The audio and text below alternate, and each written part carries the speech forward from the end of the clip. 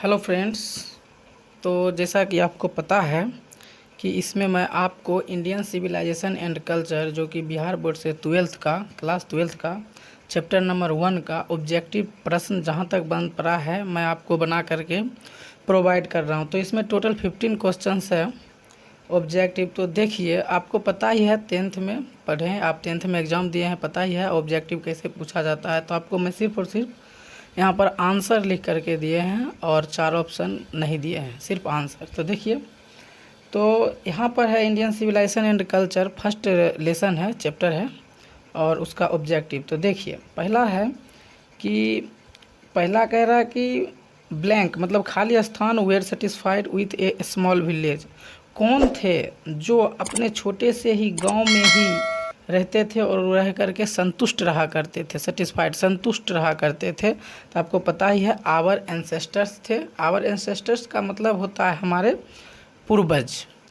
तो हमारे पूर्वज जी जो थे वो लोग अपने गांव में ही रह करके संतुष्ट रहा करते थे, क्योंकि शहरों में चोर लुटेरा डाकू वेश्यावृत्ति वगैरह हुआ करता था, इसलिए।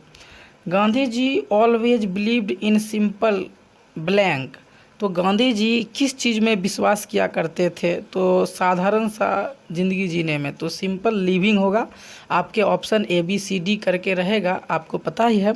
तो उसमें ABCD में से जिसमें लिविंग रहेगा आप उसी में टिक करेंगे, चाहे B में हो या C में, A में, जिसमें भी हो। अगर लिविंग नहीं रहेगा तो नन ऑफ दीज रहेगा, इनमें से कोई नहीं। तो हो गया।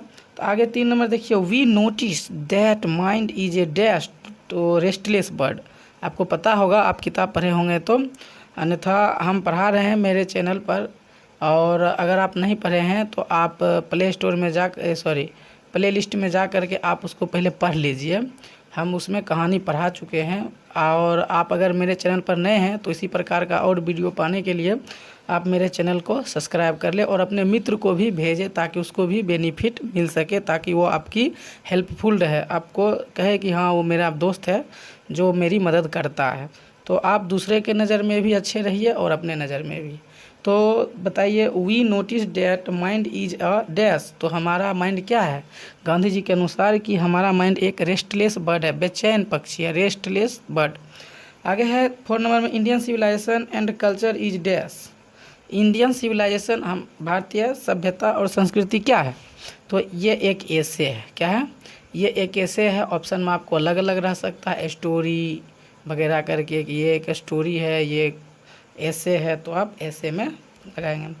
तो हु डोमिनेटेड मतलब प्रभावित, who dominated Indian politics from 1915 to 1948। कौन थे जो भारतीय पॉलिटिक्स राजनेताओं से प्रभावित थे? कब से कब के बीच? सन 1915 से लेकर 1948 के बीच कौन थे जो भारतीय पॉलिटिक्स राजनीति से प्रभावित थे? तो महात्मा गांधी थे। आगे है, Indian civilization is the state of development of a खाली स्थान। तो भारतीय सभ्यता जो था, भारतीय सभ्यता किसके विकासशील स्टेट था, किसके लिए विकासशील था? तो सीधी सी बात है, जनता के लिए होगा, तो people. Blank was a spiritual leader than a politician. कौन थे जो राजनेता कम और आध्यात्मिक नेता ज़्यादा थे? तो महात्मा गांधी जी थे। 8 नंबर है, who blank is known as the father of the nation of Bapu. कौन राष्ट्रपिता के नाम से जाने जाते थे? तो महात्मा गांधी जी जाने जाते थे, आपको पता ही है। आगे देखिए, 9 नंबर है, who used truth and non violence as the chief dash blanks against the British rule in India. कौन थे जो सत्य और अहिंसा का उपयोग मुख्य हथियार के रूप में ब्रिटिश रूल के प्रति इंडिया में किया था? अर्थात वो कौन से व्यक्ति थे या कौन से व्यक्ति हैं जिन्होंने भारत में अंग्रेजी शासन के खिलाफ सत्य और अहिंसा का मुख्य हथियार के रूप में उपयोग किया था? तो महात्मा गांधी जी थे, आपको पता ही है। आगे देखिए, 10 नंबर है, द पीपुल ऑफ यूरोप मतलब यूरोप के जनता आर इंस्पायर्ड, वो क्या हुए थे, इंस्पायर्ड हुए थे ना।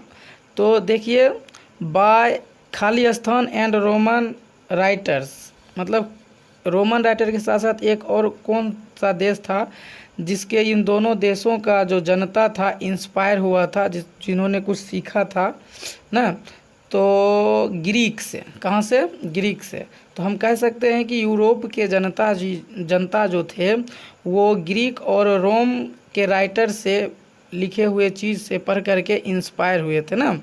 आगे देखिए कहता है Indian glory is that it is dash, Bharat की सौंदर्य क्या है, भारत की ग्लोरी वैभव क्या है, तो वो अटल है, इमूवेबल है। आगे है 12 नंबर, who wrote Indian civilisation and culture, किसने भारतीय सभ्यता और संस्कृति को लिखा है, तो आपको पता ही है महात्मा गांधी जी ने लिखा है। आगे है has civilisation taught us to be more dash towards me another, हमारी जो सभ्यता है, सभ्यता हमको किस तरह से एक दूसरे के साथ रहना सिखाता है, तो आपको पता है फ्रेंडली अर्थात मित्रवत रहना सिखाती है। आगे देखिए, आगे है 14 number, Pharaohs were rules of ancient, अर्थात फराओज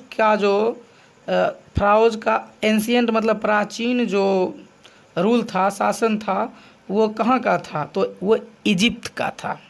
आगे है 15 में, my experiments with truth was written by, my experiment with truth ये किन्होंने लिखा, तो महात्मा गांधी जी लिखे हैं, आपको पता ही है। तो आपको ये वीडियो कैसा लगा आप हमें ज़रूर बताएं, और वीडियो अच्छा लगा तो आप इसे लाइक कर सकते हैं, अपने मित्र के साथ इसे शेयर भी कर सकते हैं। आज के लिए बस इतना ही, जय हिंद।